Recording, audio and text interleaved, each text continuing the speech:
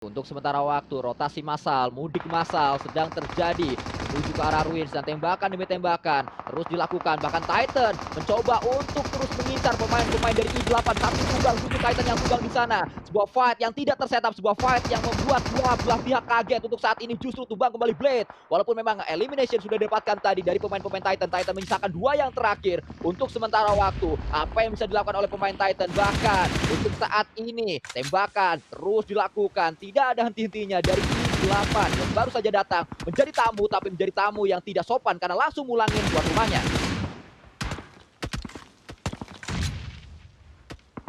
Ya, kita melihat bagaimana untuk sementara waktu saat ini berpindah kembali menuju ke arah pemain-pemain dari tim Titan yang tersisa. Mereka mengambil area rumah-rumah kecil yang ada di dekat dengan Ruins. Ini adalah rumah yang bisa menjadi penghubung antara Ruins dari school. Biasanya orang-orang school kalau rotasi ke Ruins lewat rumah tersebut dan bisa menjadi salah satu ancaman pastinya saat Titan terus berada di tempat itu. Kengzo mendapatkan satu knockdown. Oh, sangat disayangkan. Miseri tumbang, Miseri dikejar, Miseri diincar oleh pemain-pemain dari Buriram. Saat ini bisa menjadi confirm elimination, bahkan ya tertabrak dengan cukup mudah dan sangat mudah nampaknya elimination menuju ke arah pemain Buriram, tim yang juga menjadi rival di klasemen sementara untuk Bigetron Red Aliens karena Buriram berada di atas persis klasemen dari Bigetron. Kalau sampai Bigetron bisa memenangkan fight ini, mereka bisa memangkas jarak dan mereka bisa untuk naik peringkatnya di atas tim Buriram, tim yang harus mereka pulangkan. Tapi Buriram juga tidak tinggal diam karena Buriram terus ngacir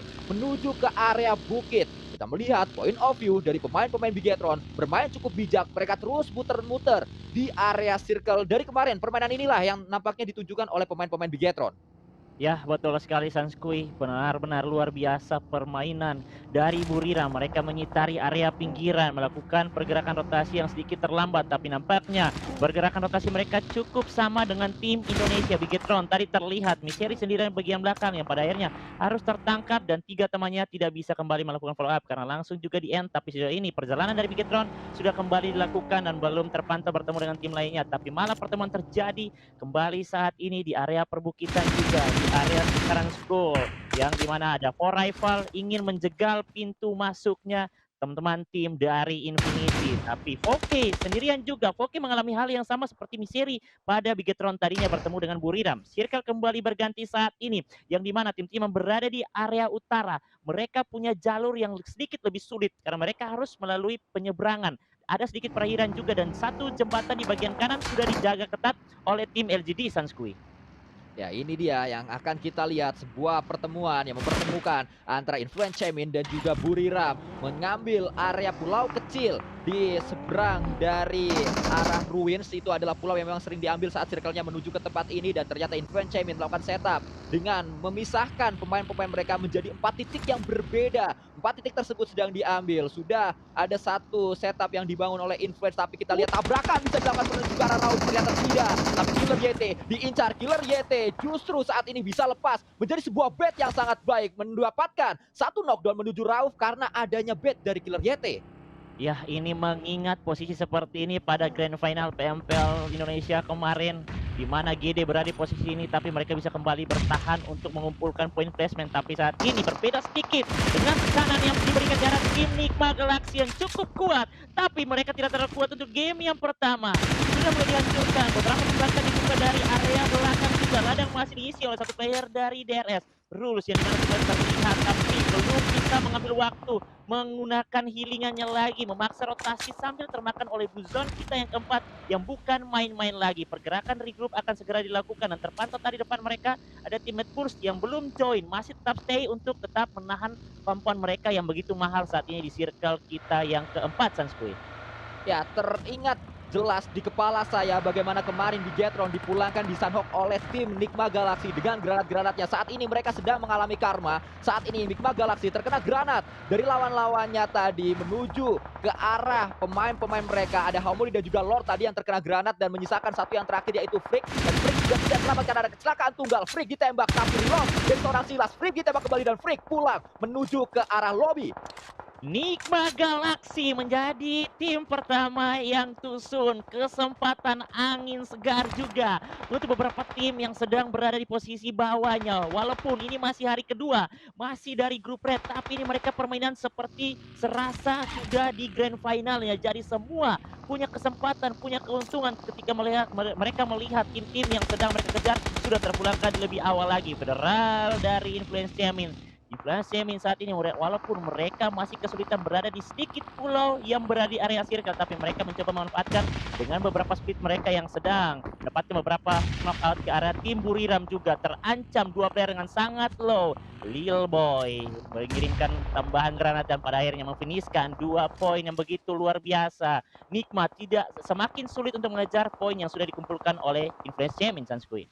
Ya, terpantau juga tadi nampaknya R8 atau Rico Infinity pulang tanpa adanya elimination yang dia bawa pulang atau mereka bawa pulang Kengzo dari area sungai, dari area river sedang berjuang. Ada Zuxi juga di area river tersebut. Tembakan akan coba dilakukan oleh Kyungzi. Saat ini Sisi melihat adanya Zuxi mungkin coba untuk mencari di manakah Zuxi berada. Zuxi kena blue zone, Zuxi juga harus mengambil nafas. Saat Zuxi mengambil nafas, pastinya Sisi langsung memberikan sebuah tembakan. Nah, sekarang ambil apa sekarang? Aduh, sangat disayangkan. Sisi udah Aduh. ngeliat kembali ke belakang dan udah ketahuan di mana posisinya. Yes, betul sekali. Memang Sisi tidak ingin melepaskan karena dia sudah tahu masih ada satu player yaitu dari Bigetron yang bertahan di dalam air. Sulit sekali kembali untuk mereka berjuang karena berada dalam air tidak diberikan untuk muncul ke bagian area atas mengambil napas lagi dan pada akhirnya Bigetron harus pulang di posisi belasan. Tapi berlanjut, ini masih game yang pertama. Bigetron masih punya banyak peluang juga untuk kembali membalaskan di game berikutnya. LGD juga masih punya banyak kesulitan mereka walaupun mendapatkan tambahan poin dari beberapa player yang baru mencoba masuk, mereka harus kesulitan memikirkan menuju ke area circle berikutnya. Pertemuan juga bakal terjadi kembali di area rumah 2, posisi yang begitu terbuka dari DRS. Dan ternyata dengan satu buah granat berhasil mendapatkan knockout yang begitu berarti, membuat mereka lebih pede maju push ke area rumah yang diisi oleh tim box saat ini, Sanskui. Ya, kita menyaksikan bagaimana sebuah fight dibuka dengan utility demi utility. Kembali, granat terakhir yang ada di tas dari seorang Bensu akan coba dilemparkan mungkin tapi masih ditahan. Granat tersebut diirit-irit, dihemat-hemat. Dia ingin granat yang terakhir yang ada di tasnya mendapatkan satu knockdown tapi ternyata balasan juga sakit dari DRS. Ada dua pemain yang menjadi jangkar di belakang dari DRS, dua lagi ada di area depan. Rules kali ini melemparkan utility mantul ternyata sangat disayangkan, tidak sesuai dengan apa yang dia harapkan, tidak sesuai dengan apa yang dia bayangkan. Bensu menjadi satu pemain yang akan coba langsung menjadi palang pintu, mendapatkan satu knockdown. Coba lagi kita lihat saat ini datang kembali pemain-pemain jangkar dan DRS yang ada di belakang mulai merapat. Trismi juga berada di tempat tersebut. Delta XX mencoba berlari, mencoba mengejar, melakukan tembakan. Ada juga lumba-lumba crowding yang berhasil dari Delta XX, bahkan rata semuanya. Box Gaming menjadi kotak, menjadi box menuju ke arah lobby. Benar-benar luar biasa sekali dengan pecah fight yang begitu hancur-hancuran, utility demi utility dilontarkan dengan cross combat juga yang begitu bagus. Tadi refleks, jika lumba-lumba juga yang mengantarkan DRS mendapatkan kemenangan antara fight yang terjadi dan itu tadi terlihat ada Titan yang sedang mengintai juga tapi Titan tidak mengambil bagian untuk menjadi orang ketiga. Mereka cukup disiplin juga dan mereka tidak tahu keadaan seperti apa yang terjadi dan sejauh ini juga benar-benar mereka lebih mengutamakan keadaan placement, biarkan yang lain perang semakin berkurang agar mereka juga bisa bertahan lebih luas lagi, semakin berkurang jumlah player di bagian circle-nya. Berlanjut dengan utility demi utility kembali terbuka dengan asa beberapa yang sudah dibuka oleh LGD. Dari Suki mencoba membuka jalan tapi sepertinya terlalu dalam ke area belakang dari teman-teman Mad Bull. Pada akhirnya juga backup datang dari YZZ di bagian kanannya. Sama-sama saling menyumbang dari Mad Bull menyisakan satu player saja. Ini sulit sekali, mending dia cabut meninggalkan fight yang ada karena walaupun dia memilih untuk menyelamatkan temannya, sangat terbuka. DRS juga sudah datang dari bagian bawahnya. Ini kesulitan dialami oleh tim Mad Bulls maupun dari LGD juga. Ya, DRS setelah mereka selesai dengan fight bersama dengan Box, tidak berhenti di sana. DRS masih ingin lagi, mereka terus mengincar poin yang lebih tinggi lagi. Bahkan saat ini di DRS sudah melewati poin dari Bigetron Red Alien yang memang tertahan di posisi ke-6 untuk sementara waktu. Bukannya naik, justru turun poin dari Bigetron. Tapi ini baru match pertama, masih ada match selanjutnya. Kita masih terus mendoakan semoga hasil terbaik di hari ini bisa didapatkan oleh Punggawa dari Bigetron. Bahkan turun kembali menjadi peringkat ke-7 untuk sementara waktu karena tim yang ada di bawah dari Bigetron terus menambah poin. Mad Bulls pulang, Mad Bulls Bulls tertahan di sana. S2G masih bisa menambah jumlah poin mereka. Dan saat ini LGD ini menjadi monster yang harus diwaspadai. Ini terlihat saat mereka kemarin mendapatkan WCD terus bertambah baik permainannya, terus berkembang permainannya. Ya, betul sekali. Selain LJD juga kita bisa melihat Titan di mana yang dari tadi mereka bisa kita tahu bahwa mereka punya kesempatan beberapa kali untuk join menjadi orang ketiga, tapi mereka juga tahu posisi mereka saat ini dengan tersisa 2 player saja mereka masih bisa memainkan untuk bisa melaju membalap poin dari Enigma Galaxy yang cuma berbeda beberapa poin saja dengan Elim yang masih nol, tapi dengan placement yang didapatkan mereka bisa berada di posisi yang kedua. Berlanjut Influence Chamin, perjalanan mereka begitu luar biasa, tryhardnya dari area seberang pulau kecil melewati area perairan juga dan mereka berhasil mengeker di satu buah tebing yang bisa menjadi coveran mereka bertahan sejauh ini. LGD juga tidak mempunyai banyak waktu, harus sedikit maju ke bagian depan lagi, tapi di depan LGD itu memang masih bisa dimainkan karena ada beberapa cekungan juga yang bisa mereka bersembunyi.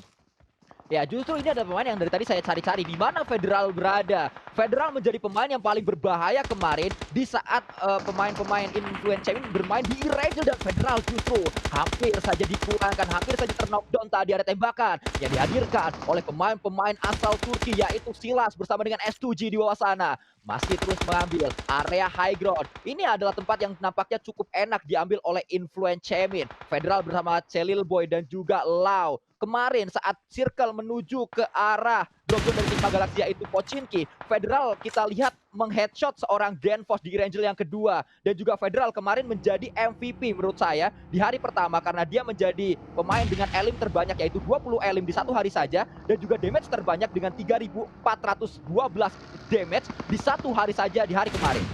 Ya, betul sekali, dan setelahnya juga kita bakal melihat lagi tim Pueso ditabrak oleh 2 player dari tim LGD. Nampaknya dari LGD tidak terlalu kuat karena perjalanan mereka ketika menuju ke area bagian bawah sangat terbuka sekali dan disambut dengan begitu terbuka juga. 2 tumbang, 1 masih berhasil lolos. Ada beberapa granat kembali dikirimkan dan pada akhirnya Suki tidak bisa bertahan lama.